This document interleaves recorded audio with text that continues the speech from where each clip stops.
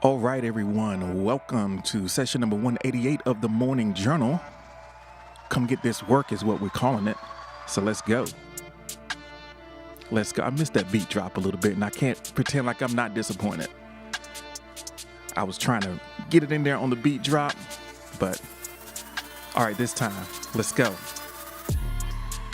Come get this work is the title of today's stream, tentatively and unless something else slick comes out during the course of the conversation. We're going to be talking about our relationship with our work, whatever that means to you. We're going to figure out like what work means to you and how you feel about it, and then just kind of have some conversations in that direction. So I hope that's something that you're into. If not, maybe we can get you into it. You did? We're going to start the conversation with our first reflective prompt, though. We always want to check in and see how everybody is doing. We're already rocking and rolling over in the VIP section over on Spoon. So I appreciate everybody for joining me backstage as we set things up. Always great to have you here to kind of help me get comfortable, you know? It's good to have some familiar faces around you while you get your situation together. So thanks everyone over in the VIP section helping us get started. This is our first prompt of the day, and it's sort of a way of checking in. Pretty straightforward. The question is, what three words best describe you at this moment? What three words best describe you at this moment? So let's think about that, and let me jump over here and let me get over here and let everybody see. I got to put out the bat signal so everybody knows we're here. Acid Child, thank you so much for joining. Mando, thank you for the like. Appreciate you. It's really helpful. It's really helpful when you when you are put a little check beside your answer so that I can see it and make it a little bit easier for me to find. Yeah.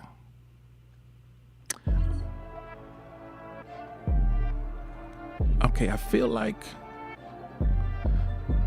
we got a little bit of a technical issue here. We do what we try. We do what we can over here.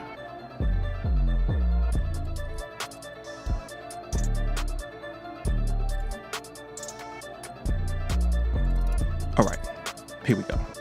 Here are the numbers, the questions. The answers to the question. Let's not forget to breathe. Noble says, I'm woozy, half awake, creative. Woozy, half awake, and creative. All right, I can dig it. Woozy, half awake, and creative. All right. Shanti is here. Welcome in. Thank you so much for joining us. The Fuke is here. Right now, we're just checking in with the answers to this question. What three words best describe you at this moment? I'm looking with astonishment and confusion as to why I can't find everything that I need to find over here, but it's all good. It's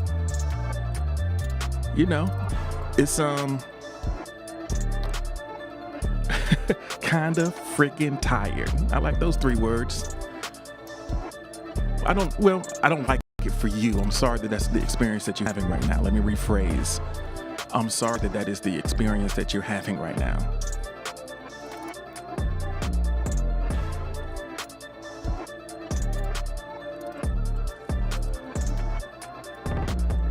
So three words. Right now, I guess my three words are a little confused, a little worried. I don't know. A little anxious, but that's going to change in just a couple minutes. I'm saying my signal is a little weird this morning. It's all right. My belly grumbling though. You need to get yourself something to eat.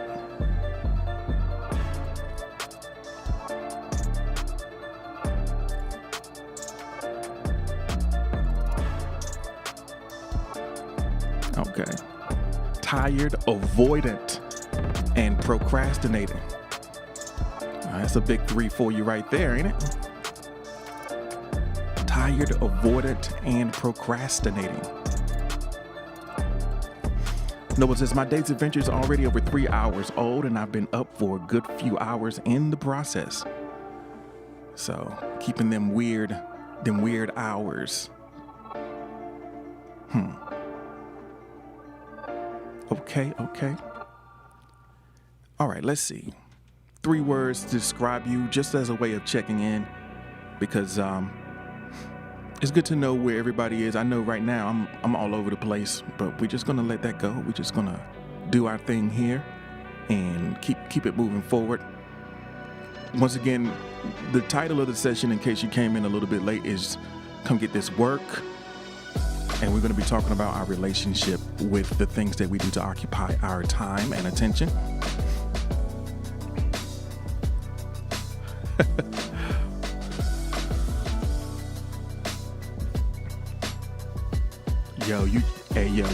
You're good. Just breathe. I know. Let's breathe, y'all. Even if you're tired. Ice Bear the Conqueror. Ice Bear is here, folks. Everybody relax. Ice Bear is here. It's good to have you this morning. All right. I'm sipping a little bit of tea, and we just gonna be cool. You dig?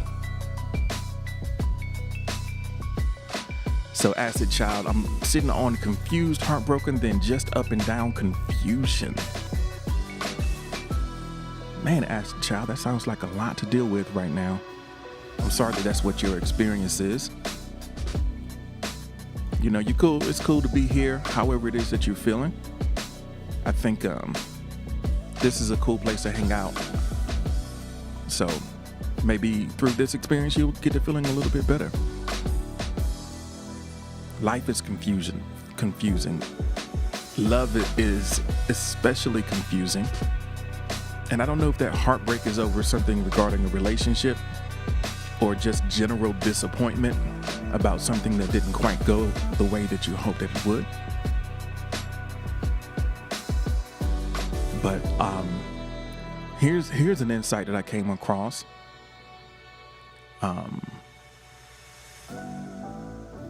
Speaking of confusing, the insight that love and disappointment can coexist. You know, the presence of disappointment doesn't necessarily imply the absence of love. So,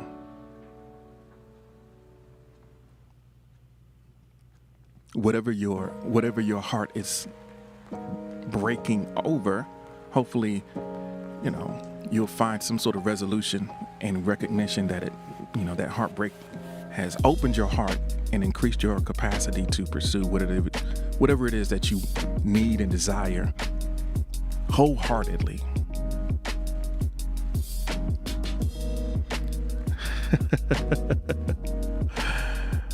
Shanti says, love is kind of trash, man.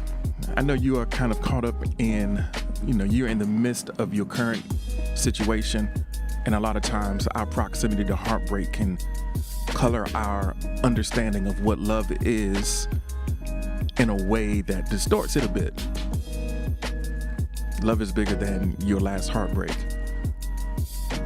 Not that you're necessarily ready to go out there and mess around with it, but, just know that that's true. L Scorpion Carbon has joined us. Iceberg, thank you so much for the like. I appreciate it. Shanti's like, nah, but for real though, you're gonna have to miss me with that one, fam. That life I am not about. I gotta put it to you. Yoda style and say, yo, that life I am not about.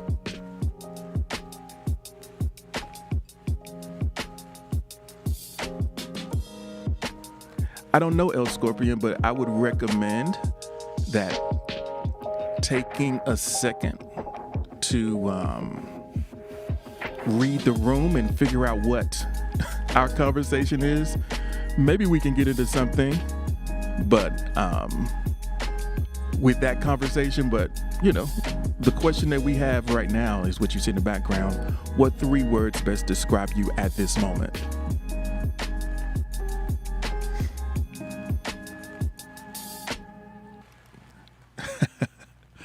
All right. Yeah.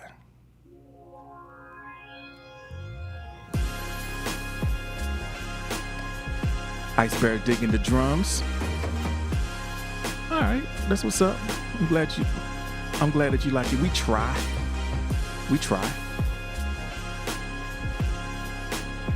to set a vibe for you.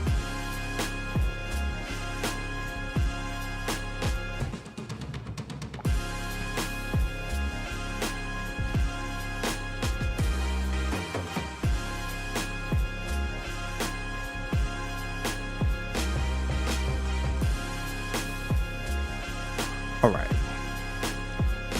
You said mission accomplished. I have to admit that I'm really thinking about the podcast listeners right now, because they're like, I hope y'all vibing with me. So you listening? Pardon me, VIP. I need to speak to the replay podcast listeners. This is not like a regular podcast, yo. It's like, it's a live experience. So there's gonna be some times where we just kind of grooving. But trust me, it's gonna be cool. So just ride with me if this is your first time listening over on Spotify, whatever. Just ride with us, yo. It's gonna be cool. Trust me. Just gotta trust me. All right. I think I'm shared up, and we're gonna get ready to get into the main part of the conversation here in just a second. Shout out to all the VIPs listening right now. We got SO, Acid Child, Mando, Noble Ancient, Pandora, Ice Bear, and Shanti. We talking about coming to get this work. You can get this work today. I don't know if you're ready for it. But you got to come get this work. I'm pretty sure they don't even say that anymore. And by me using that terminology, I'm kind of hinting at the fact that I'm not really with it. But it's something I still say. When the time is right, I still say it. So we're going to say it in here today. Okay, so let's get into it. We got Sean here. Thank you so much for joining us, Sean. We're talking about coming to get this work. We're talking about our relationship with work and sort of what it means for us. I think we sort of existing in kind of a unique time in history where, they call it the Great Resignation. A lot of people were out of work, because of the pandemic and, a lot of shrinkage in the job market. And then, it's like, okay, no, we're not going back, But I think that there is an important distinction to be made. Your job and your work are not necessarily the same thing. I feel like when I say work, when I talk about work, I'm talking about something that's more tied to your purpose, maybe something like that. So just because you hate your job doesn't mean that you hate work, or at least I hope not. Because I think that it's through your work that you have the opportunity to make a unique contribution. And sometimes what is really your work is not something where the compensation is direct. There are more ways to get paid than with money right now in your hand today. Sometimes your work requires sort of an outlay of emotional labor over time, and then eventually, you're compensated first in connection, then in reputation, and then in money, I think, I don't know if you remember that song, Money, Power, and Respect. I don't know. It's the key to life. Locks. It's old stuff. Again, dating myself. But I think a lot of times it goes in the opposite direction or a different direction. You scramble up. It's the respect. And power, maybe it's too strong of a word, but I guess so. I'm not afraid to say it. Or reputation or trust. And then it's the money. So, Mez is here. Welcome in. Thank you so much for joining us. We're talking about our work and our relationship to it. So, we're going to be thinking about what are some of the things that we're social, and I think our compensation can be money, but it also is our desire to be a part of things. Like, we invest our effort and our energy to build connection and to be a part of things. And sometimes when you're really invested in something, you want to make it nice. You want to make it, special and reflective of what you value in the world. So when you really care, you want to create and preserve an experience that cultivates connection and community and art and love. And I think art is a powerful tool to express your work, however you choose to describe it.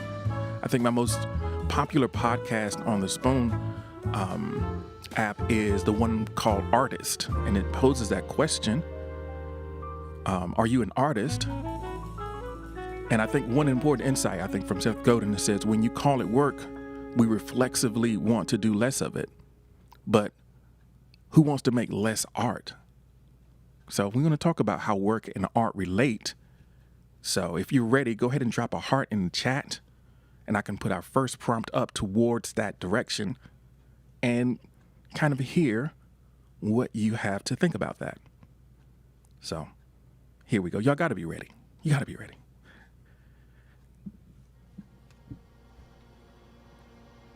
All right. Awesome. I will take a second to get caught up with the chat. A lot of times when I'm doing my little opening rant, I'm not looking that closely at the chat, so I apologize if I didn't notice what you were sharing.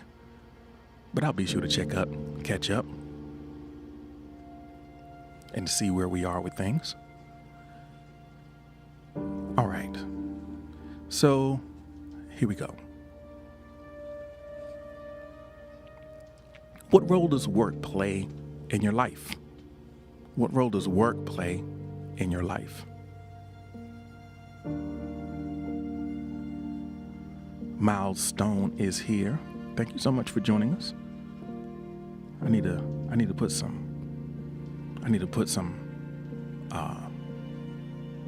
dress some people up real quick.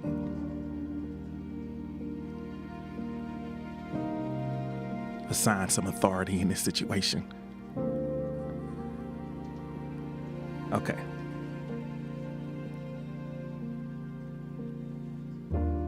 Miles says, oh, don't mind me. I just need a voice to sleep. Okay, it's okay, Miles. A lot of people enjoy this experience in their subconscious. So, here we are. 600 Capricorn is here. What's up, folks and them? It's good to see you. So Sean brings out a point. If you enjoy the work you do, you would never work a day in your life. False. It's fun to say. But I don't think there's anything worth doing that doesn't require a level of emotional labor and effort that feels like, oh yeah, well, this is work. I know that saying, and I get the sentiment, but I don't think it's necessarily 100% accurate. And I also don't think that it sets the right expectation for what it takes to actually do something significant, because it's not going to feel great. If you're setting the expectation for any endeavor that you're trying to pursue, if you have the expectation that it's not going to be a struggle, then when that struggle comes, you're going to feel betrayed, and you're going to be operating under the false assumption that because this got a little difficult, because this is challenging and frustrating in this moment, that this is not the right thing for me to do. And I think that's just not true. I think there's a little bit of struggle, a little taste of struggle that goes along with anything, and that's part of the fun.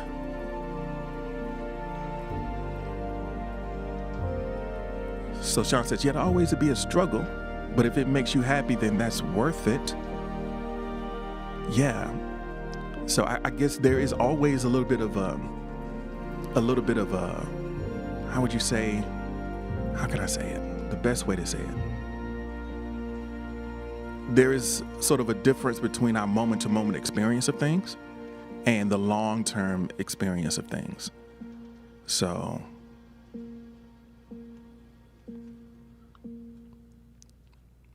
Steve is here, folks. Welcome in. It's great to have you this morning. So Noble says, I enjoy the games I make, and I look forward to entertain others. So I absolutely, you enjoy it. I get that. The moment-to-moment experience 100% of the time, let's keep it real. Like, if it was just play, if it didn't feel like work, then why would you procrastinate? Huh? If there's no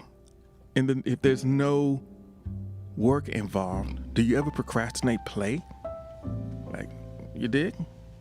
All right, yeah. Insecurity might make you not want to do it.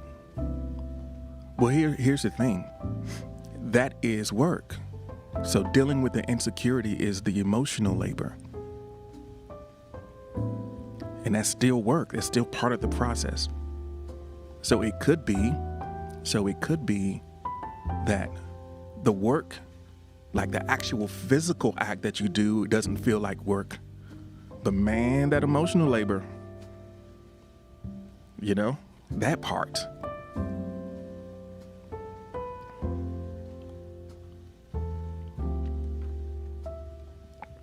So Esso says it's a chosen struggle. That's the role that it plays. It's a struggle that you have chosen. So we got a couple folks listening in. William, how are you, William? I hope you're still here. I'm glad that you made it the question. Hope that you heard the question. We're talking about the role that work plays in your life. So Cyberside says, we got to be, I work so I can eat right. I got to eat. Work so I can get some groceries. I love it. That's definitely one role. Again, we're talking about sometimes there's a distinction between your job and your work. Sometimes they overlap quite a bit, but kind of understanding what our attitude is towards it and the expectations that we have when we face the struggles, I think it's worth being honest about what that's like. It's okay to admit that, this matters, but man, it's sometimes hard to get over this hump and get over this idea in my head that I'm not really worthy of the task that I put in front of me.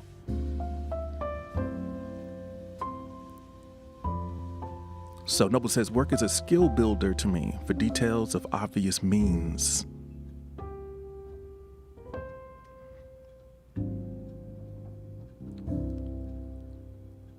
So for Shanti, work, the role is school. If you were a student, that's a job. That's like, even though it's one of those things, that's your gig right now. And I think that if you're honest, if you're in the process of educating yourself, then that requires a lot of work. Capricorn says, work is something I love, you feel me? It gives me a purpose. It gives me something to do every day. That's a blessing. Like, if I didn't have nothing to do every day, hey, I'd be out here. Sometimes work simply is like, I need this gig just because I need some structure in my life. Because if I didn't, I'd just flounder. And everything starts falling apart. Yo, Pip, thanks so much for the like, fam. Appreciate you. Cybershot says, over on Facebook, when I was on vacation, all I did was work on my craft podcasting, YouTube live streaming. It wasn't work at all. Yeah, he was like, this is my passion right here. So I can just do this all day. Until you get to the point where, okay, so now I'm really nice with this. I know I got quality. Now I got to do the drudgery of getting it out there. Now I got to deal with all of these details to optimize my title and my, so more people can see it. Now I got to, you dig? You're always going to reach a point where, unless it's just a passion that you don't care if anybody sees, at some point there's going to be a part of it. They're like, man, and I think the understanding and accepting the fact that at some point you're going to hit a wall where it's going to be some stuff that you don't necessarily want to do to get to where you want to go with anything. The sooner we can accept that and lean into it and be willing to include it, man, that's when we can take off for real.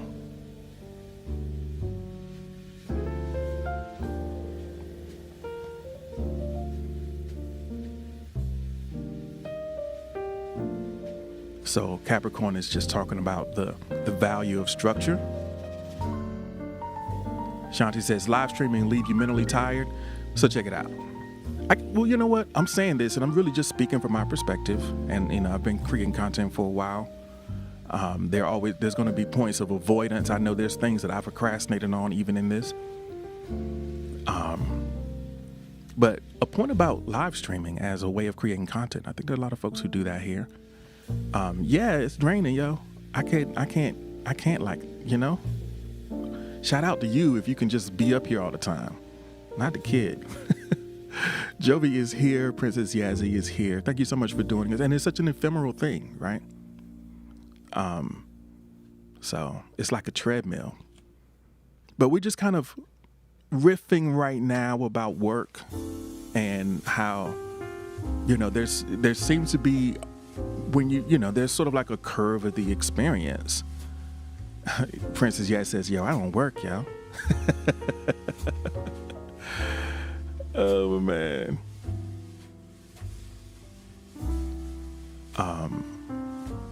So Bean Boy says, I like work.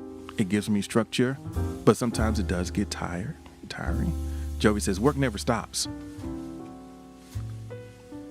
Jovi got that go hard gene.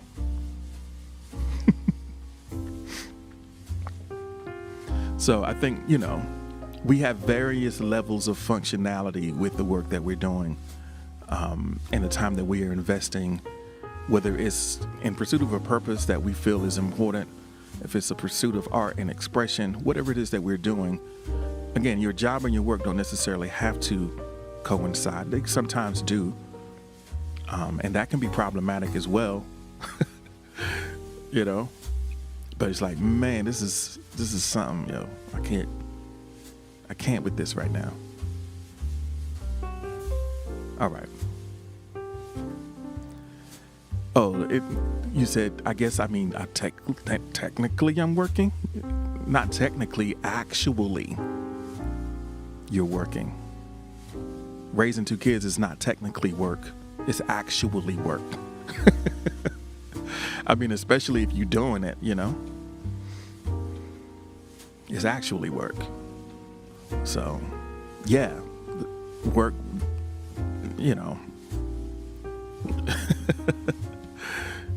Yeah, them kids be testing you, yo. I know. That's sort of their job. That's their job. The kids' work is to test you, right? No, their job is really to learn. Play is their work. Learning is their work. And sometimes you say, yeah, well, they need to quit that job. I hear you.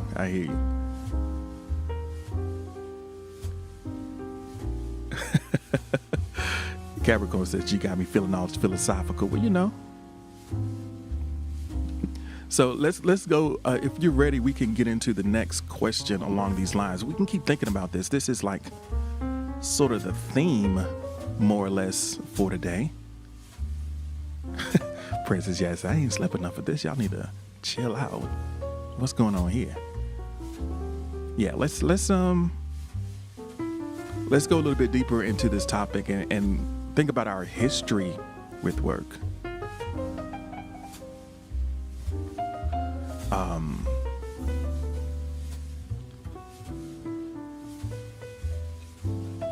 What was your first job and what did it teach you? What was your first job? And what did you learn on that first job? Maybe you learned that I don't need no job, yo.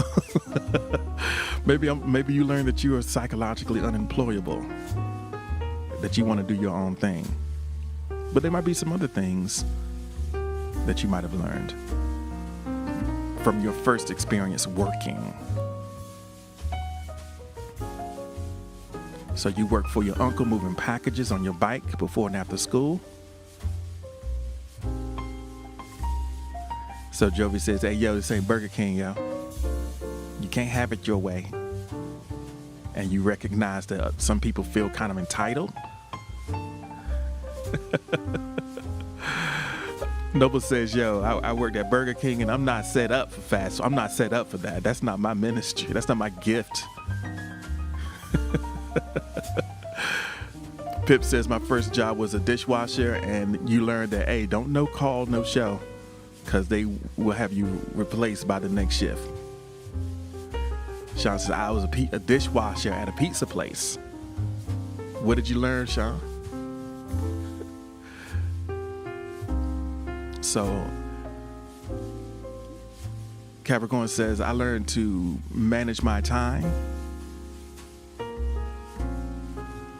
work fast, and not get distracted.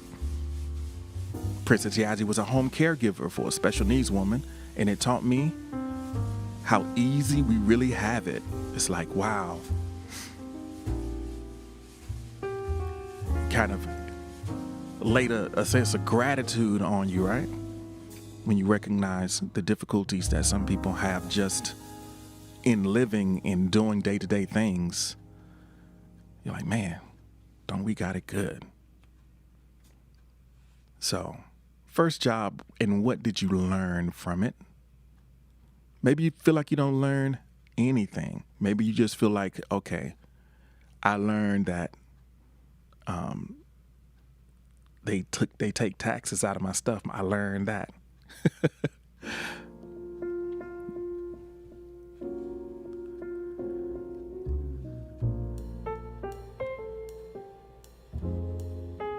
So Jovi says, I learned multitasking from the first job.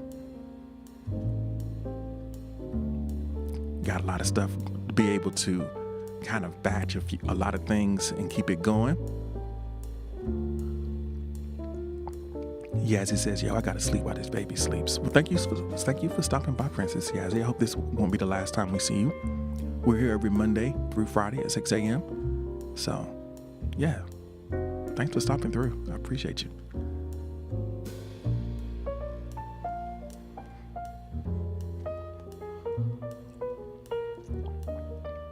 So Miles says, I learned how to be calm and patient by being a barista. Yeah, I think definitely anytime you have a job where you're dealing with the public,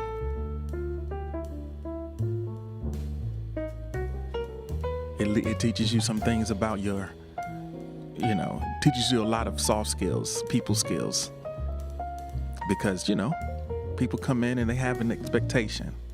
And that expectation might not match up with the reality of the situation that you're dealing with in the encounter. So how do you navigate that?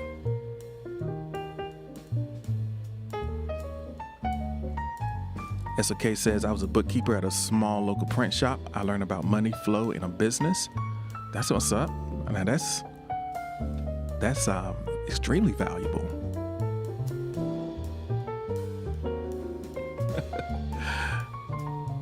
Yeah.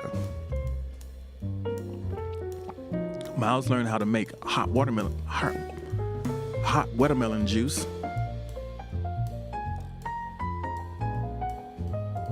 So for Sean, it was like I moved up, I started with the dishes and you started going in toward the direction of the food service. So sometimes the first job is sort of like a stepping stone.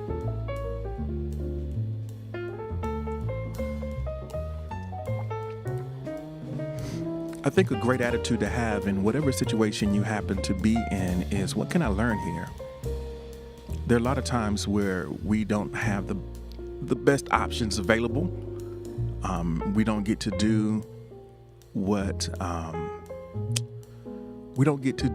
what we choose at the moment. Like, maybe for whatever reason we haven't created enough career capital to step into a dream situation. We're just, we just making ends meet. We just getting a little bread to take care of what we need to take care of. But I think any situation you go into, you can be like, what can I learn here? What can I take out of here besides this paycheck that might enhance the quality of my life elsewhere, that might make me more effective in things that really matter to me? So going into every situation like a student is probably not a bad idea, especially if you are, especially if you know that this isn't necessarily where you're going to go.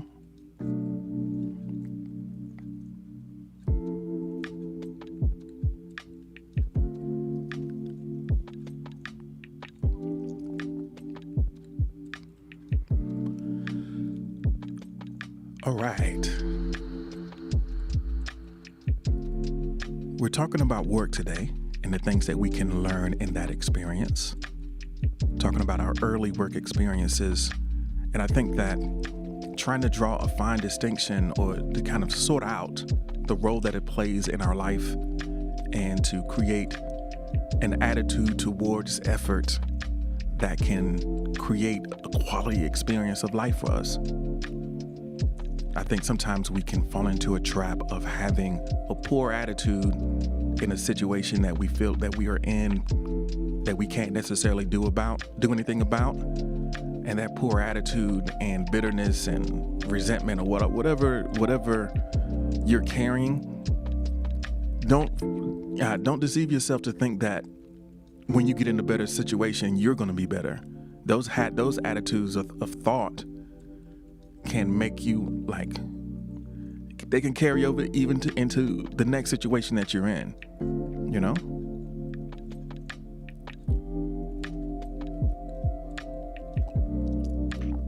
So Capricorn has experienced been in proximity to a lot of violence, you know, losing family members, having friends being victims of gun violence and seeing the impact that has. It's like, yo, let me just be grateful for where I am right now. For sure. Those lessons can come from anywhere.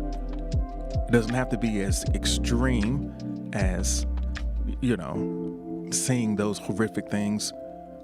Sometimes that's what it takes. It takes something it takes something happening for people to learn sometimes, but you don't have to be that way.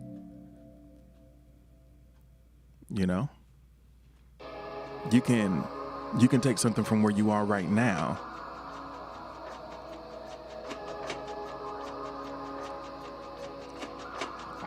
So Sean says Sean's going to start doing some graffiti pieces of people's name on the side. That's what's up. If you have a creative talent, a lot of times there's a little bit of reluctance to commercialize it. That's a very unique part of the work experience, is commercializing your creative work, because it's like, I don't know. This is what I do for love. I feel like I'm tainted if I ask you to give me money for it. Some artists have that thing in their head, right? I guess the main thing is to understand why it is that you're doing it.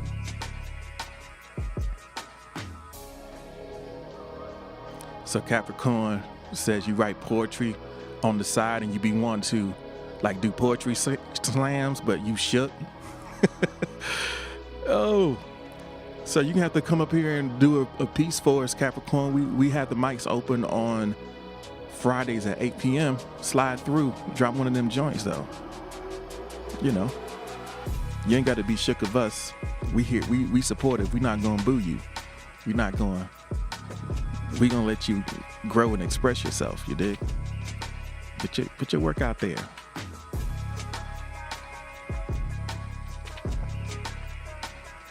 All right.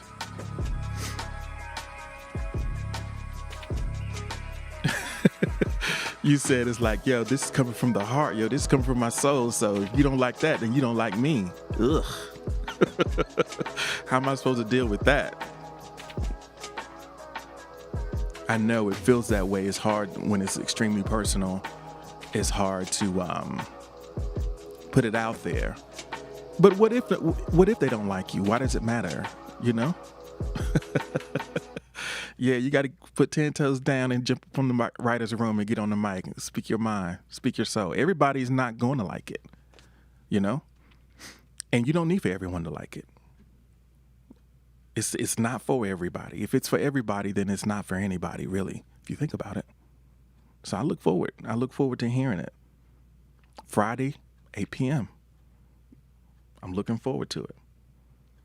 All right. Let's deal with this guy. Hold on, we gotta deal with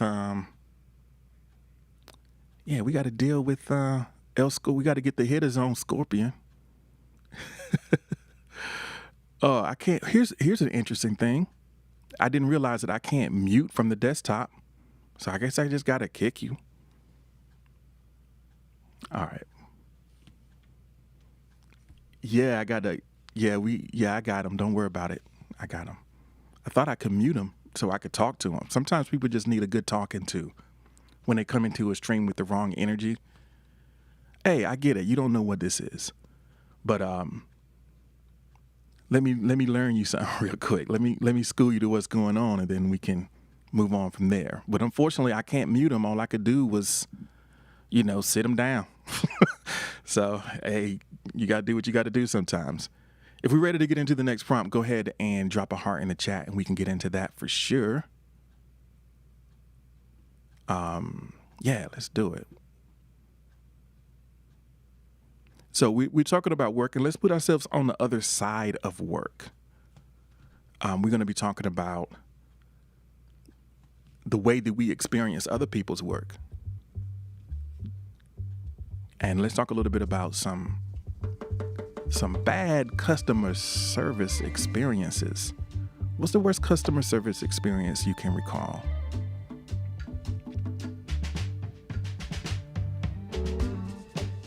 DJ Prodigy is here. Thank you so much for joining us. Everybody in the VIP, thank you so much for joining us. So Mesquick said being customer service. I would say receiving customer service.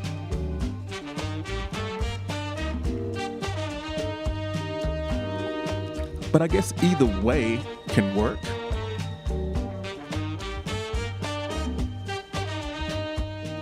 So sometimes you don't get the best customer service from the plug. If you're dealing with an illicit, when you're dealing in an illicit enterprise, sometimes the customer service is not the best.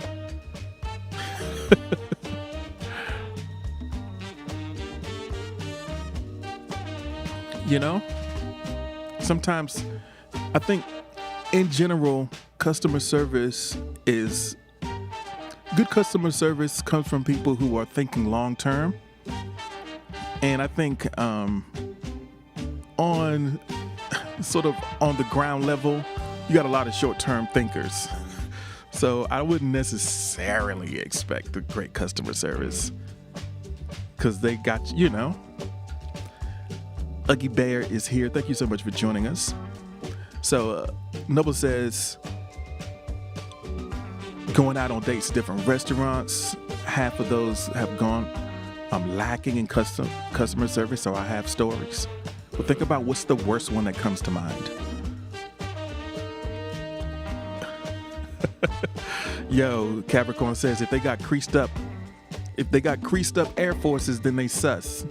You know what you're gonna get.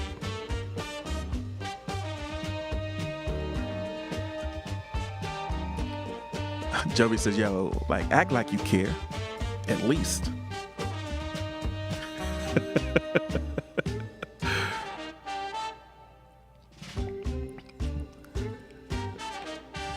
Yeah, I guess anytime you're dealing with somebody who doesn't want the job, it's going to come across. Foxy the Pirate is here. Thank you so much for joining us.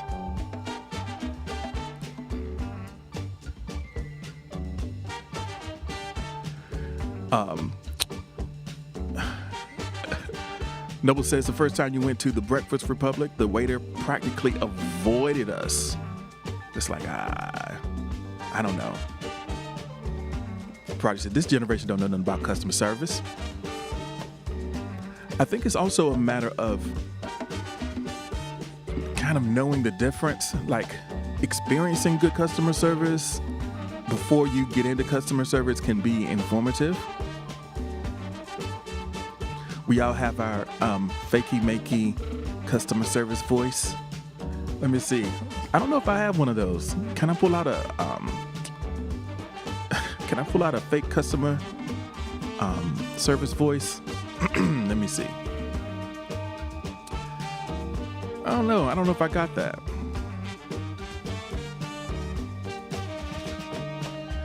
I think that in general, whenever I go into a place, so having to move through certain spaces in the city, you know that you're not going to get great customer service if you have to check your bag at the door. It's like if you walk in and they're like, hey, let me take your bag, because you can't have a bag walking around. If you walk into a place and you're already a suspect, then, it's not going to be great. If there's plexiglass between you and the person that is doing the transaction, not for COVID purposes, but it's like it's been there and it's thick, probably not going to be a good experience. If there's like a little carousel that you have to put your money in and they spin it around to give you it's not going to be it's not going to be great. So I would say in general, so that it's easy to see poor customer service in sort of a public interaction with people, but I think that it also carries customer service when you take a transaction out of it and talk about any interaction or any interface that someone has with your work or whatever it is that you do. If it's not about money, there's still a way to show up with sincerity and, recognizing the other human being on the other end of the interaction. Even if you're not in a service capacity, so to speak, sometimes it's something that you create. Sometimes it's a way that you show up and exceed people's expectations with the experience that you create by being around you.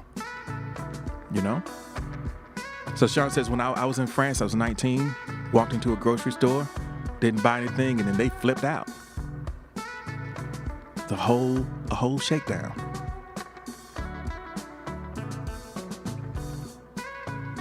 Yeah, you don't know nothing about customer service, but you do know that people like to be treated like people. So, yeah, whenever you recognize another human in the wild trying to make their way through, how do you respond to that, right? Whatever the case may be.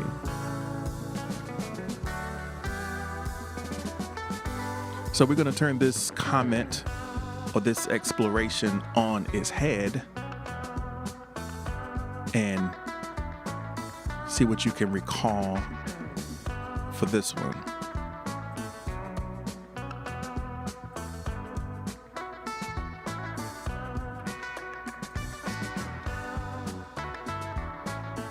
So let's think about the best customer service experience that you can recall.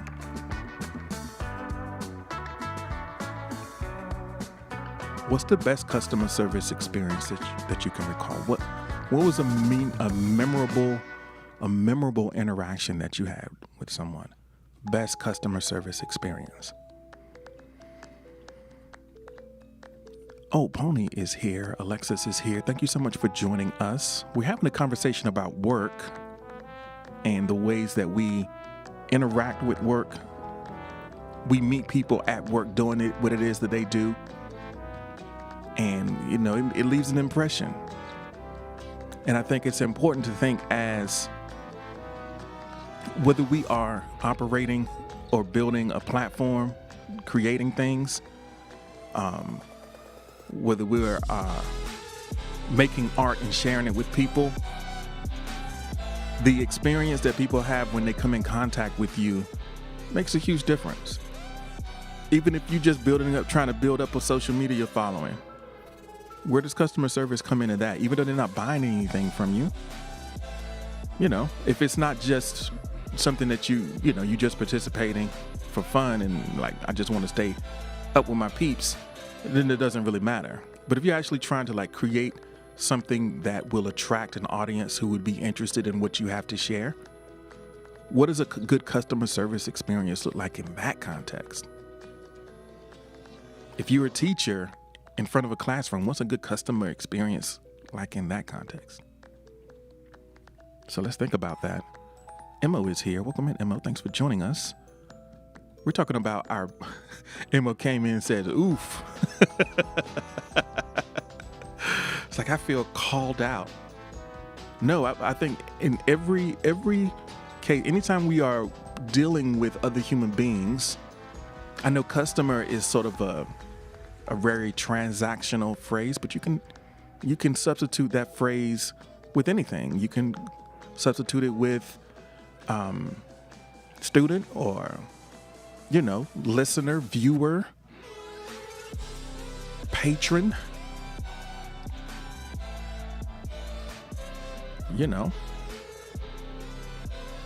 What is that for you?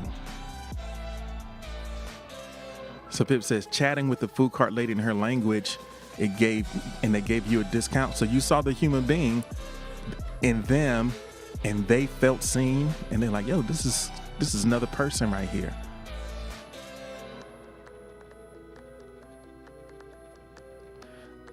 So Noble says, I was working in the Mall of America and this guy bought a defective RC plane. He held his attitude in check and was kind to me, so I gave him a refund. So that sounds like Noble was like, look, I don't know if, it's like, if he would have came a different way, you weren't going to take care of him. So you were doing a little bit of like gatekeeping and lording your power in that situation. It's like, okay, you seem cool, so I'm gonna give you your money back this time. But if you hadn't come with the supplicant attitude, then sorry, Charlie. Even though you admit that it was defective. I don't know, Noble. Miss Mam is here. What's happening? It's good to see you. So, Jovi says, genuinely interested to engage on all levels with an individual is good customer service. Genuine engagement. Human to human connection. Yeah, like a consistent experience. Like you go in and you know what you're going to get. So sometimes service is low. It's like, it's not going to be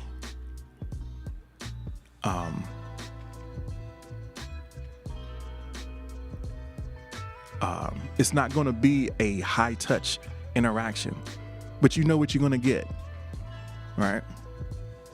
Sometimes you are more interested in speed and interaction with the person, and that's what you're there for.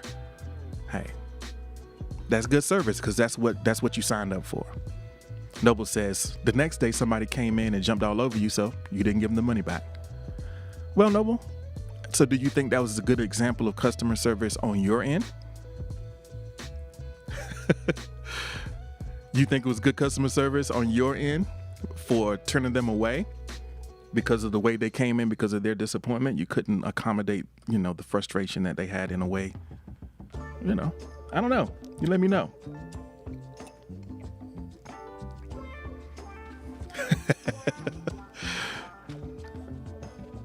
All right. Thanks so much for the like, Miss Ma'am. I appreciate you. It's nice to have you back in this space. We're talking about the best customer experience you can recall.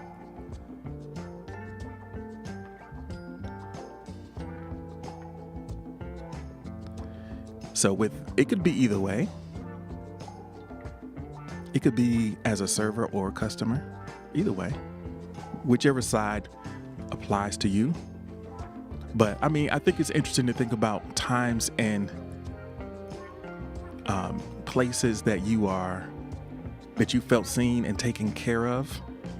To think about what that feels like to be taken care of in an interaction.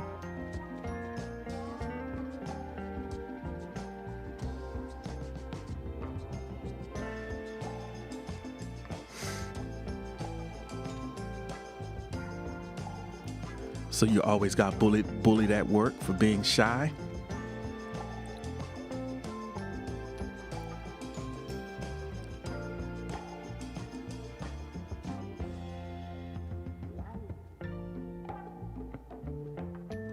So Noble says the guy was mad, but he was kind. So I guess you can definitely make a decision about the type of customers that you want, and if there's someone who is not,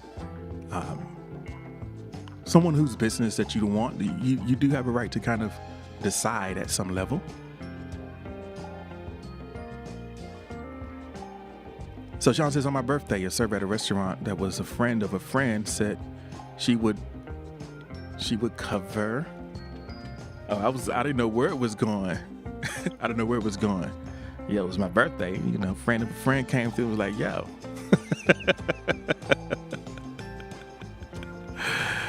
Oh, man. Yeah. So I know it can feel a little bit crass to think about, people on the other side of an interaction with us, people who we are collaborating with as customers. It's like, it feels kind of usy. It feels kind of transactional and not necessarily true to what I want to create in my connection with people. But I think it's a useful metaphor whenever we're thinking about the type of experience that we're trying to create with the work that we do. I mean, I think it's important to take that into consideration, right?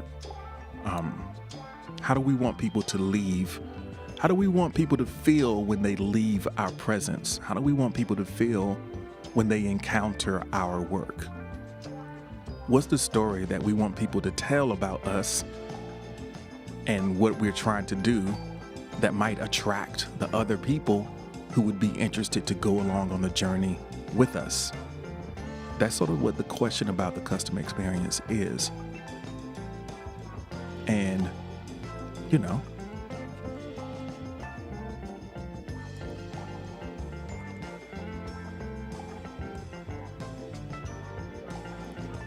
so Miss Ma'am says, I told him,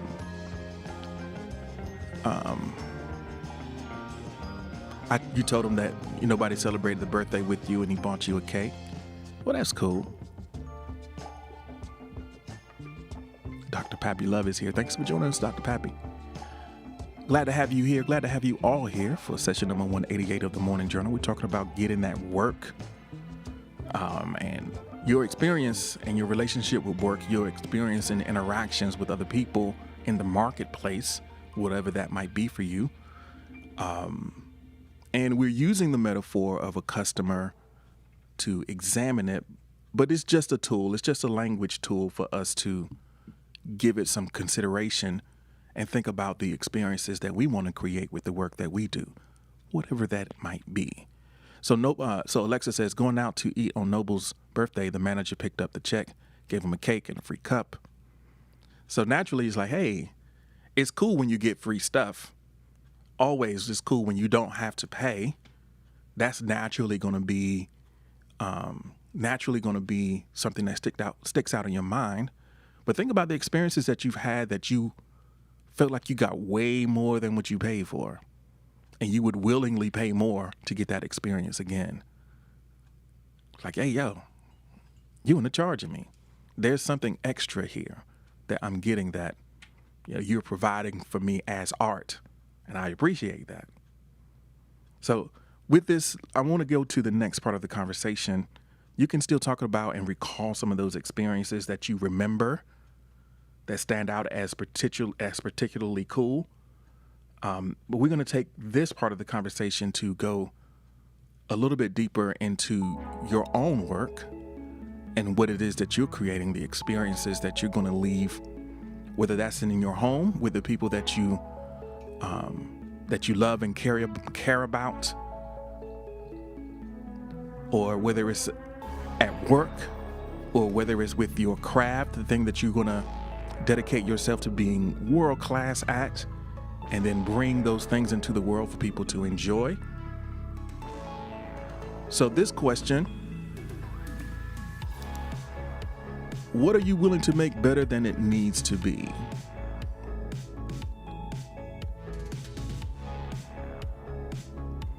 So Alexa says, y'all, you got that freebie, but then came back the next day and reimbursed. And now we cool, baby. New friends. All right, so the question that we are sitting with right now, what is it that you are willing to make better than it needs to be? What are you willing to make better than it needs to be? I think that if we are in a situation where our job specifically is not our passion, and we're going to expend the amount of effort that's required to not lose it, and that's about it.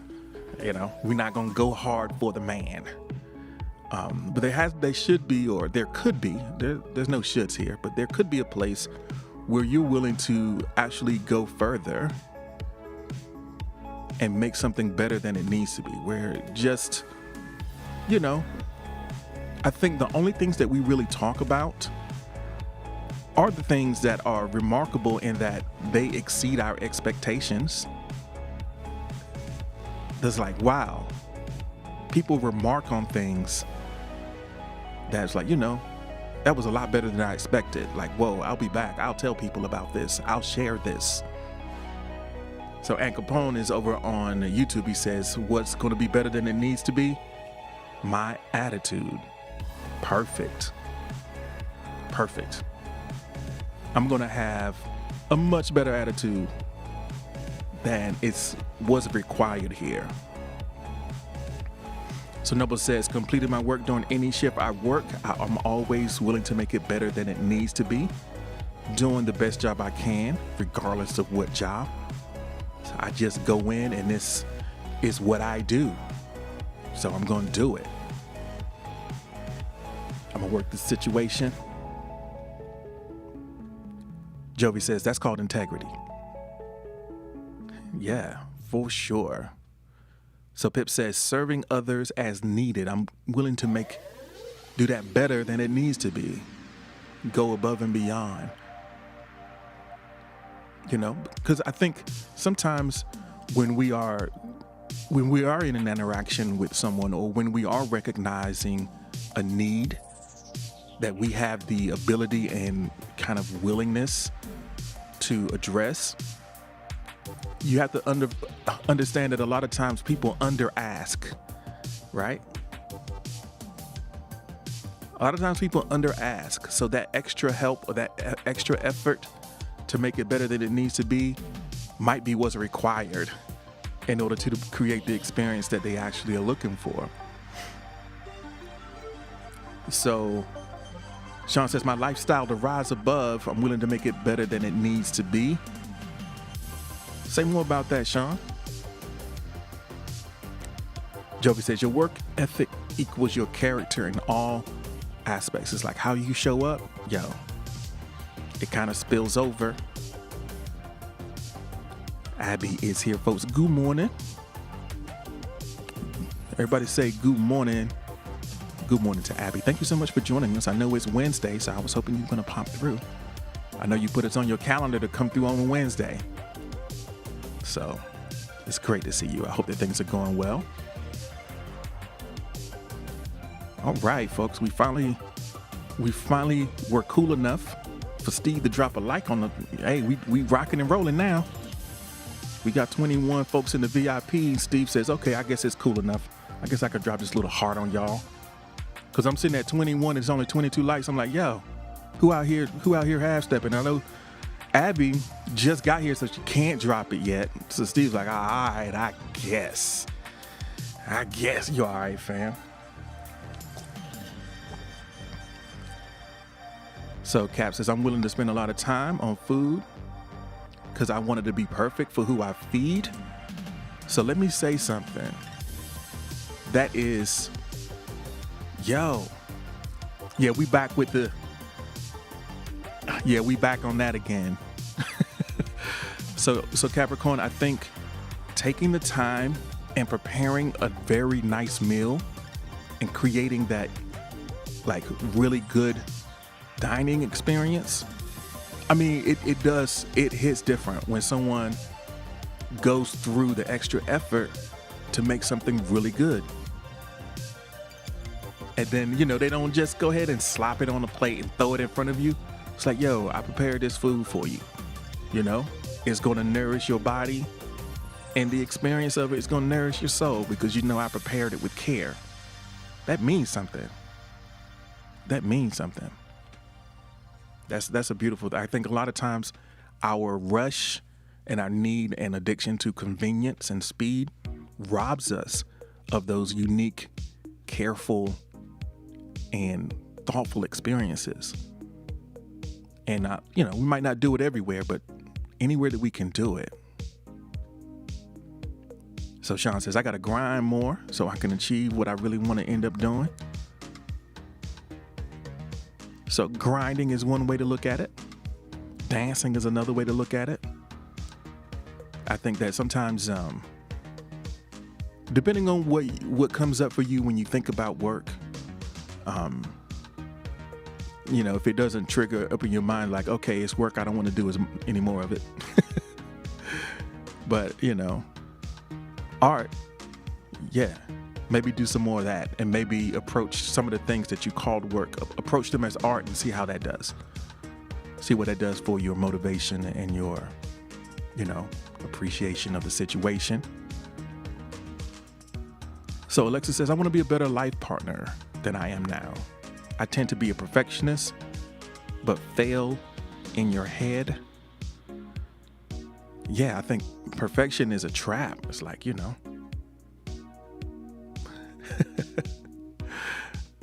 Thanks, Abby, for the like. I really appreciate for your expeditious like. I really appreciate that.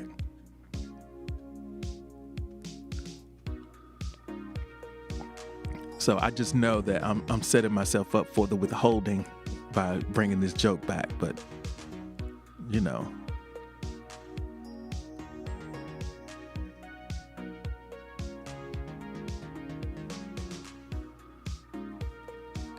Yeah, we're digging the skin. Just popped up from yesterday's program. All right. Catching the replays. Cousin Rich's in the chat over on Facebook. Glad to have you here. Let me say this. While y'all are thinking about the things that you're willing to make better than they need to be, to do that, make something special. Just a quick reminder that you can always catch the replays on the platforms where we are. If you're watching us on YouTube, of course, it's going to be up on YouTube. It'll be time-stamped within 24 to 48 hours is my goal for that, so that you can find where we are in the conversation and get what you need. Also, if you want to listen on Spotify, The Morning Journal Live with The Morning Journal with G Forte is live on Spotify. You can find it. You can go to the link and get go to the notice and get all the links or whatever. But yeah, we out here. So we got some great folks just coming in the door. Tree is here. Thank you so much, Tree. I really appreciate you for being here. Wham is checking in over on YouTube. Says, in case nobody told y'all today, I'm here to tell y'all that you're beautiful and important. That's really something that we need to be reminded of. We got to put a necktie on Tree so Tree can have some visibility. So we're talking about, what are you willing to make better than it needs to be? Capricorn says, that smoke. Noelia, thank you so much for joining us.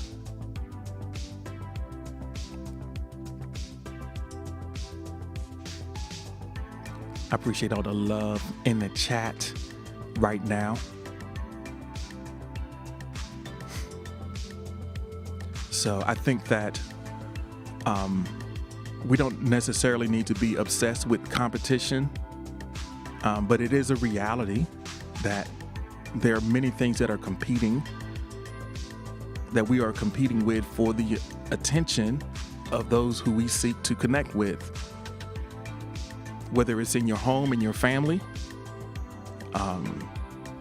whether it's in your work or career, or whether it's with art that you're putting into the world, we are in competition for the attention of the people who could benefit from and who could thrive because of what we have to offer.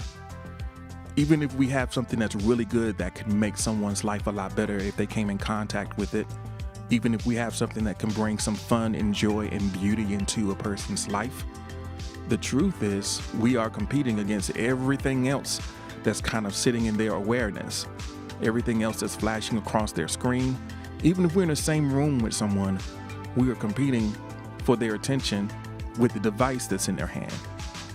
So I think that one of the ways that we cut through the noise and we, get the attention of the people who we could serve, whose life we could make better, who would benefit from being in contact with what we create. We get their attention by making things better than they need to be.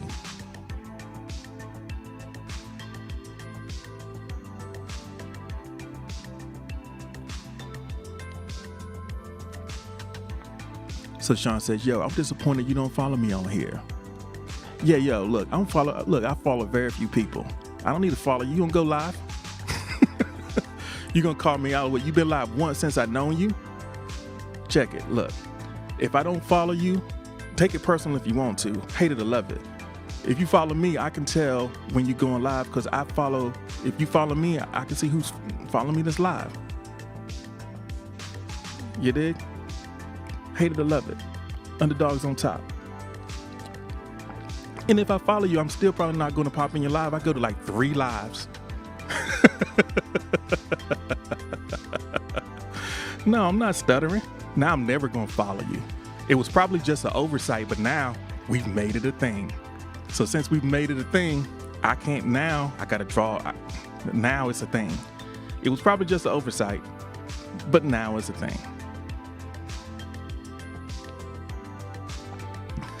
All right. Play with me in my chat. We out here and you come out the blue with that. Come on.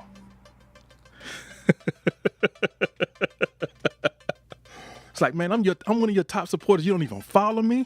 My bad, man. I didn't know that, but now I know. And now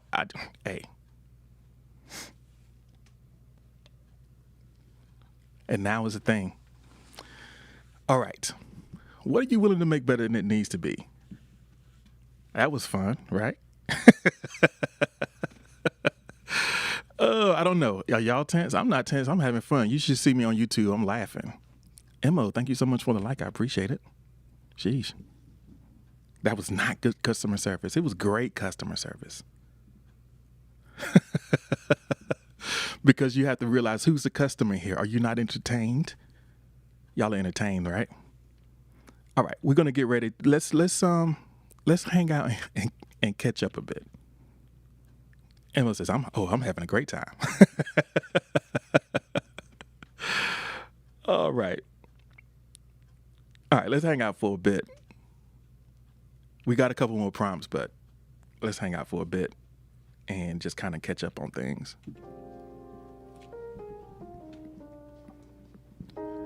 So we are an hour and 21 minutes in for all the VIPs, and over on YouTube and all the other places, we about 7 minutes behind. I also want to, if you're listening in the VIP section, know that after the stream ends, there's going to be probably about 5 or 6 minutes of exclusive content that's coming up on Spoon. So if you want to hang out for that, it's gonna be cool. So when you hear the outro music, it's not over. There's always a little bit of an after party that's gonna be happening where we're just gonna kind of check up and check in with the thing. So Sean has inspired me. Sean has woken up.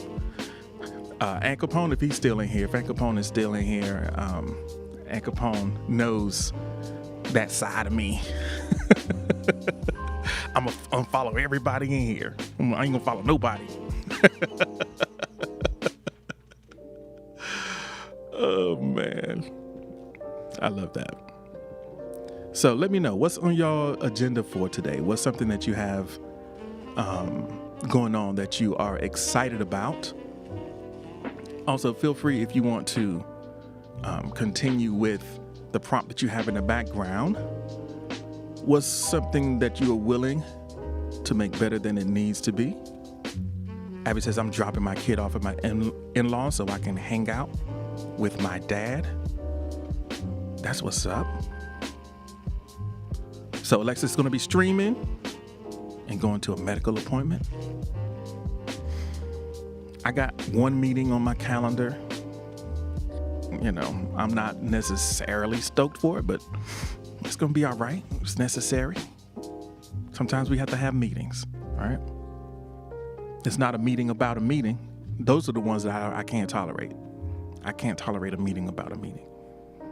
We can email about a meeting, but let's not meet about a meeting. All right. All right, so as I mentioned, we do have additional prompts. So we're going to get ready to get into those. If y'all are ready. Sean's going to be applying for a job. That's what's up. Applying for jobs. Got to get back out there. And I guess the conversation today is fitting. We're talking about work and making things better than they need to be. Jovi says, continuing to work on the logistics of what I'm working on since overthinking topics. I like that vagueness. I'm going to work on what I'm working on. That's what's up. If you know, you know. None of my business. So Jovi has content writer's block. Okay. You're overthinking your topics. Yeah, I can dig that. I've been there. So who has for the content creators in here, how do you get over your writer's block? Or like, man, I don't know, what am I going to do? What am I going to put out there? What are some of your strategies for overcoming that? If you are someone who creates content, I know a lot of people in the audience do that. What are your strategies? Tree's going to be editing today, doing some schoolwork, and surviving Mama Tree.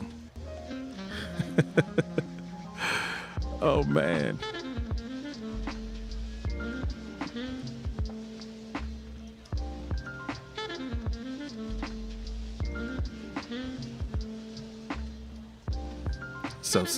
So the Hold Up TV says, let me look at where I've been and say, okay, so what's next? Researching things, trying to see things from a different angle. Everybody go ahead and drop a green heart in the chat real quick. Retha has made it in. Just waking up, checking in. All right. Thank you so much for your kind greetings.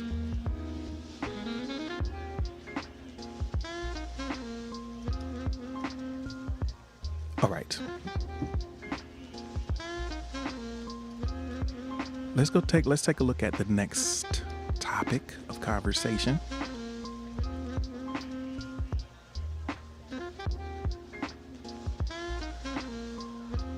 So the last question on the last topic was what you're willing to make better than it needs to be. So the next one is sort of aligned with that. I would say, what is something that you've created that you're really proud of?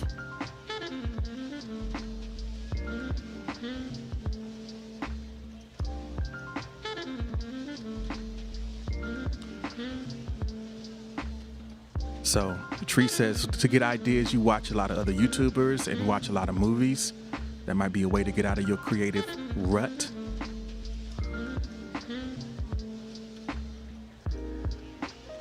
So let's think about this. And this also might be a connection to getting out of your creative rut, is to take a look at the things that you've created that you're really proud of. Sometimes your next work is inspired by your best work. Sometimes your best work is sort of an intimidating thing to look at because, like, man, can I get back there? But, there might be something in your best work that can let you know what your next work can be. So Sean says, what I've created that I'm really proud of, it was a collaborative project, I'm sure, Sean. My sons, I know you went half on it. You went half on some sons. And you're really proud of them. Can appreciate that. Noble says the game project Random Dungeon, which I will recreate for Kalina as of today. That is something that you created that you're proud of.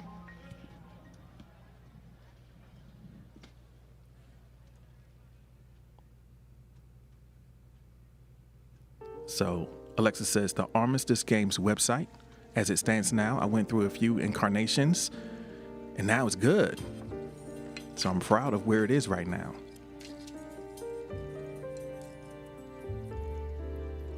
So something that you've created that you like, yo, this was good. This is what I'm going for right here. Now, a lot of times we think about creations as things that persist and exist over time that you can actually look at, but you also create experiences every day. And sometimes it's not something that can be preserved in any tangible way, but you know that you've put together an experience that worked exactly the way that you wanted to work, or maybe even better than you expected. What does that look like?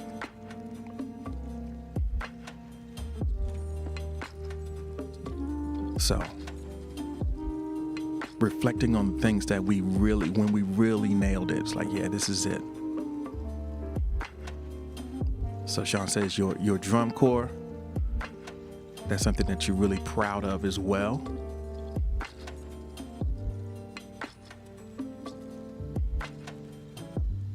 So Cap says, this morning stream is hidden for real. Hey, yo, I'm glad that you are enjoying it.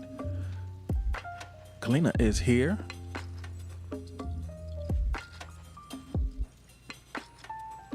Capricorn says, I'm proud of my son. Love that.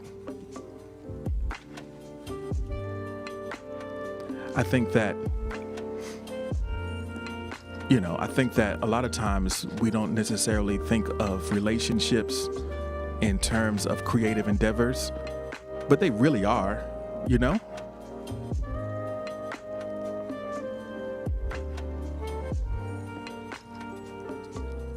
So Abby's like, my baby. You done messed around and, had a baby and you proud, like recently. And you've also started drawing every day, so tapping into that part of your experience as well. Certain talks, Jovi says, certain talks that you've had in the past, they really created, allowed a safe space for people to express themselves. And I guess you can note the evidence of how valuable those experiences are by the amount of interaction and the way that people kind of rocked in there. So I definitely get that. Those were some great conversations. Sometimes it's a matter of timing. There might be one little detail that comes into play for you that just makes the experience special. So I love that.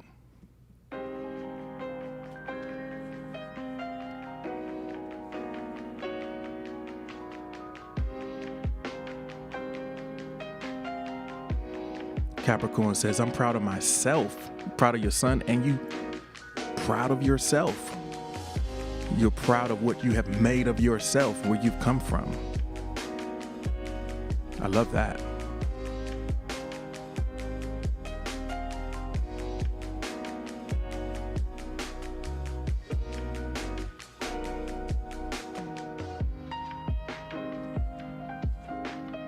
So Abby, you're drawing every day. It's like a challenge.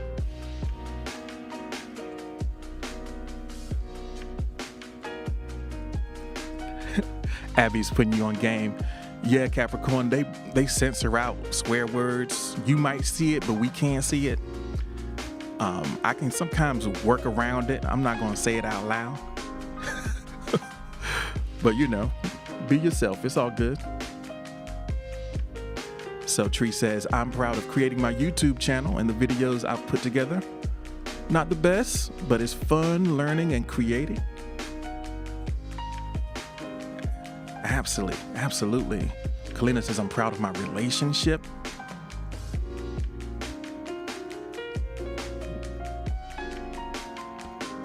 yeah, there are so many grounds of creative endeavor that we don't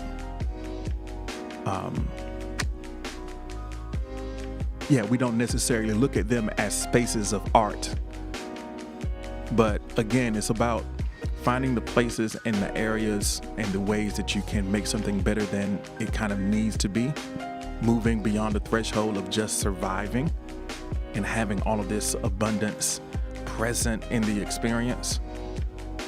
I think that's when and where we find the things that we are most proud of, that we're most excited to tell other people about, is when we've added, when we've given that extra and we've made it better than it needs to be.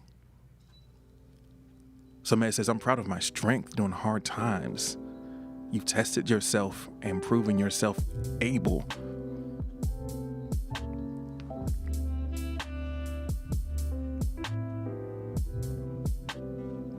So our art can live everywhere in any work that we undertake, whether it's the emotional labor of building and maintaining a connection with another human being,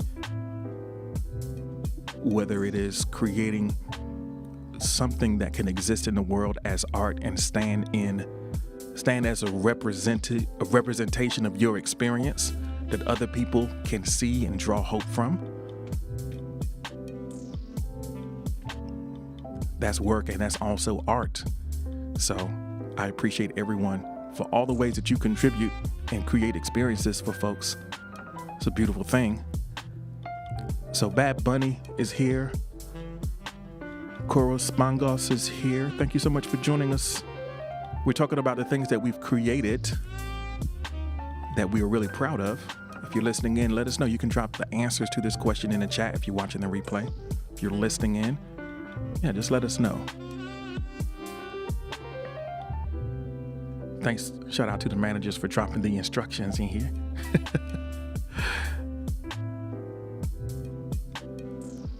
Cleveland says, Uncle G. Cookie says, hi. Cookie is listening in. Shout out to all of the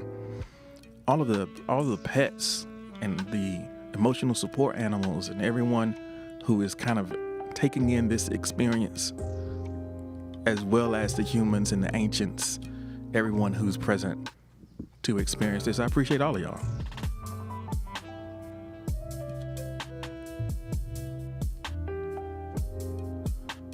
All right. So let's get ready. If we're ready, we can go on to another prompt. We got them on deck. If you're ready, just let me know. Seaton says you're welcome. Hello, Seaton. Minu. I don't know if Minu's around. It's great to have all of y'all in here. Okay. Y'all want to do another prompt? I got another one. I got a few more. So let's get to it.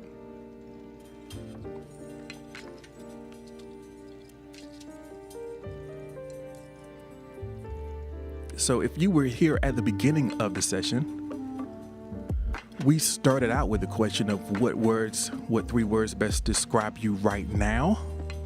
And as we started, it was like, I'm tired,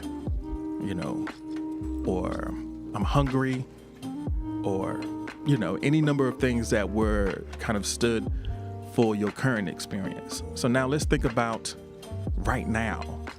Well, not right now. Let's think about you at your best. Reflect on everything that you recognize that you are able to be. Choose 3 words to describe that person.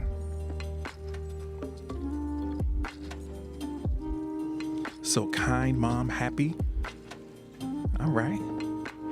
Patient, growing, and loving. Those are 3 good ones. I'm patient, I'm growing, and I'm loving. Capricorn says I'm forgiven, strengthened, blessed. I see you, Capricorn. Those are 3 great ones.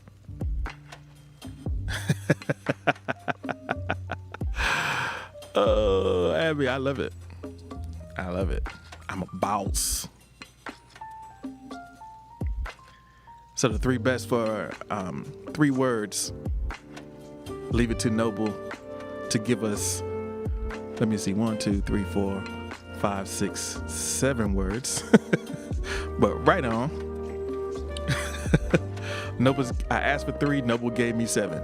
Ultimately creative, sincerely strategic, a true noble agent. Can't trust Noble to. He's like, I don't play by the rules. One day you're gonna learn, I'm gonna stop reading it. Like, you will comply. All right.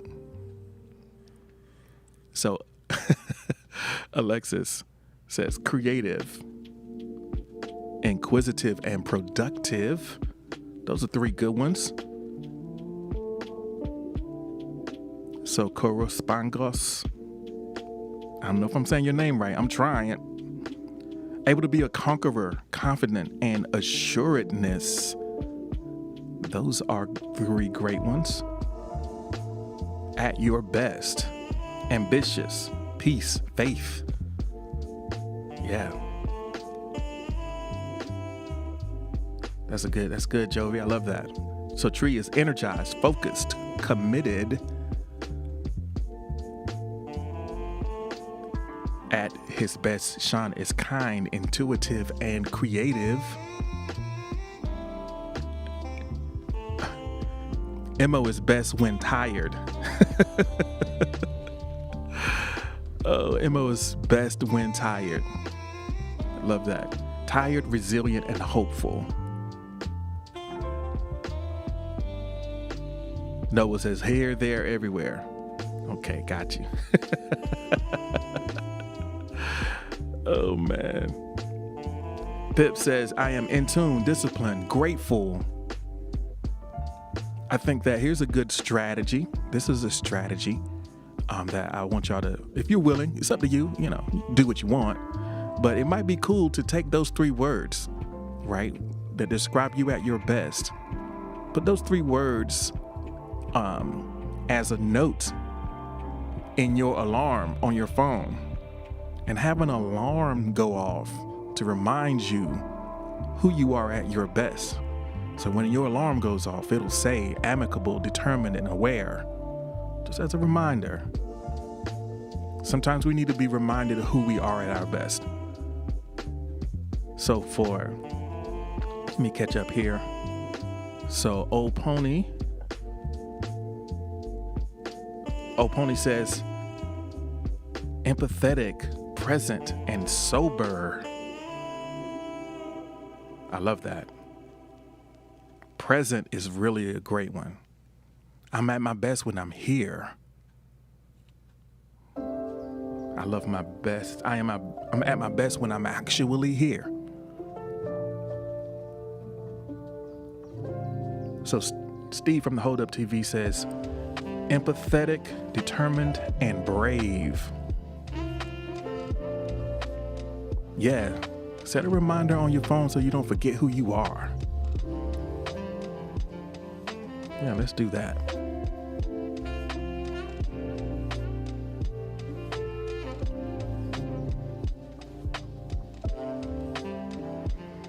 So I think that when we are at our best, that is when we have the capacity to do work that matters. So to quote Seth Godin again, who sort of part of the inspiration for this stream was like some of the reading I did this morning. But one of the things he talks about is doing work that matters for people who care. I think that's ultimately what a lot of us are trying to do with our art, with our pursuit, with the way that we're showing up in the world. Is we want to do stuff that matters. It's not that we don't want to work. We just want the things that we do. We don't want our labor to be in vain. We don't want to work for nothing, for no reason. If we're going to pour our heart and soul into something, we want to do it in service of something that matters, for people who matter, for people who care. I guess they all matter, but they don't all care. It's a lot easier and a lot more fulfilling to do things for people who care. Who when you can see the difference that you're making in the experience of another person, it makes the work gratifying. It elevates it to the potential of, really being art. It can feed you. Your work can feed you not just by putting food on your table, but it can feed you by, it kind of feeds your soul a little bit. You feel like fully realized as a human being when you're doing something that matters for someone who cares.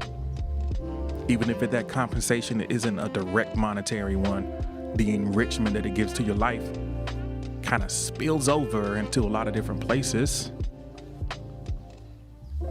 So think about that.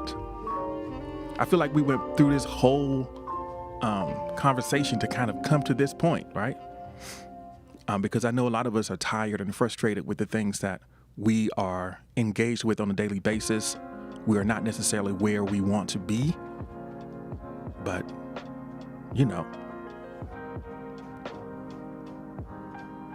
better is possible. All right. Why don't we do a quick recap?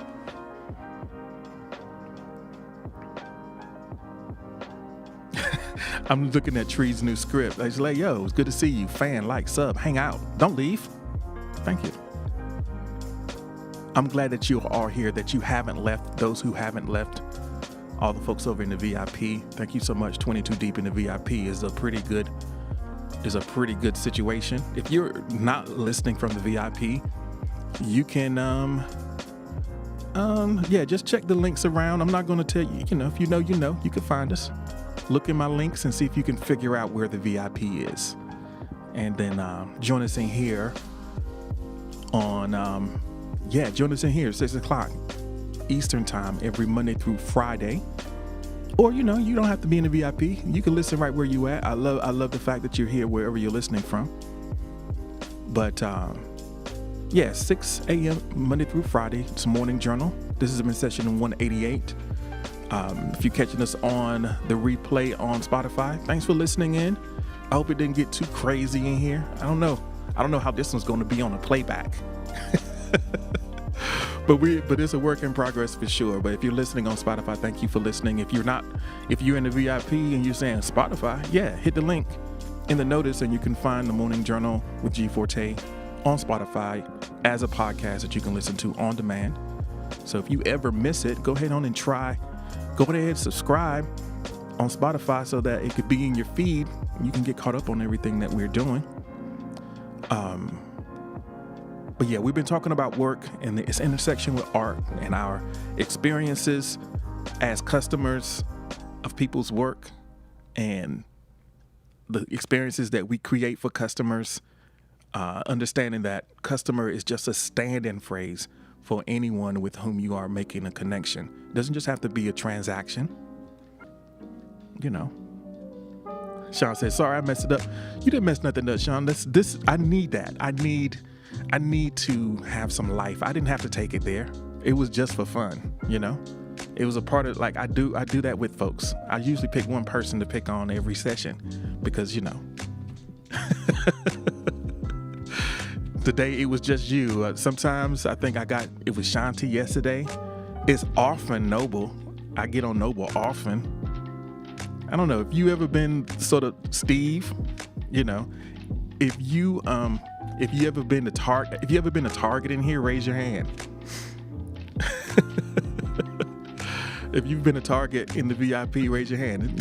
It just is what it is. Ain't nothing personal. Oh man. Okay. So one more prompt before we get on the road here. We might not have a lot of VIP time today because we running right up against our time limit, but we'll see how it goes. All right.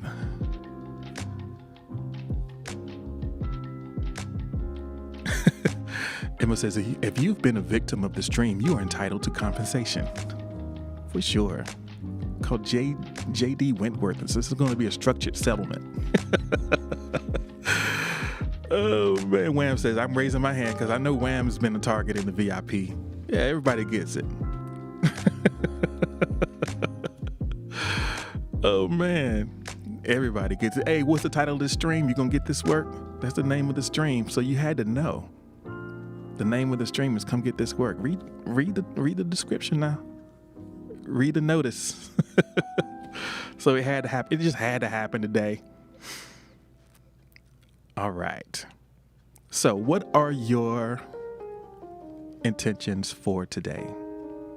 What are your intentions for today?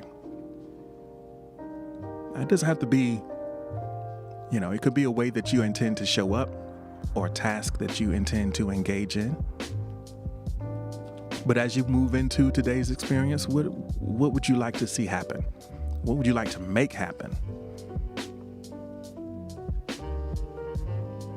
There are a lot of things that are out there in the realm of possibility for you.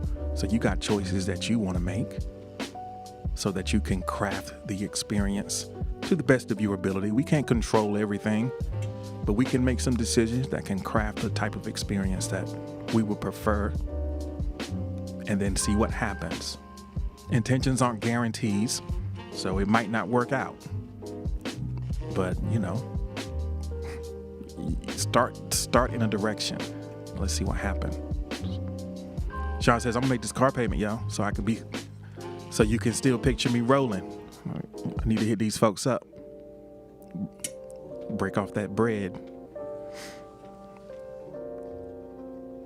Alexa says, got an appointment, got a stream, hospital for COVID treatment. So we stopped passing it back and forth. So Ann Capone says, I'm gonna shine like new money. And Ann Capone gonna be out here blue face and all. You're gonna see, you can still see all the little colors and stuff in the watermark. Steve says, my intentions for today are for prayer, peacefulness, and to be direct. All right. Mez go make moves to enroll in school, find a new place to live, journal. Sean's trying to get that 200 up. That's your intention for today. I can dig it. Lord Zachary, welcome back. Alex is here. Welcome back. Thanks so much for being here, folks. So Joey says, send out my details with an illustrator for the cover art of my podcast. All right, there we go, Jovi. I hear you. I love that. So I'd like to record some of my original music, maybe today. Yeah, definitely today. Yeah, Cora Spangos, go ahead and let's do that today. Lord Zachary says, my intentions for the day are to conquer it and walk away like I just hit a half-court shot. I love that. Yeah, just throw it up and turn around and start shimmying while it's still in the air. Yeah, just throw it up and go ahead and start backpedaling. I love that. Yeah, Jovi's like, yeah, I'm gonna get this thing going. I know that you do have a new episode out here on Spoon for folks to check out. I haven't gotten around to checking it out yet. I know I checked out the last one, but y'all can thank Sean I'm not listening to none of y'all stuff no more. Miss me with all of it. Nah, y'all know I'm just playing. All right. Okay, so let's get ready to wrap things up. You can continue to answer and share your intentions in the chat, but we're coming down to the very last couple minutes of the stream. So we'll get into that.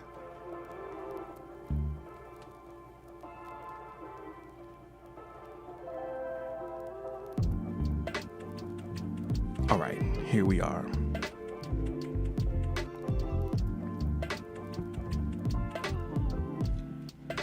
And remember, everybody, if you're in the VIP right now, don't panic. Don't panic because of the next sound that you hear. I recognize how much time we have left, and we're going to have that time.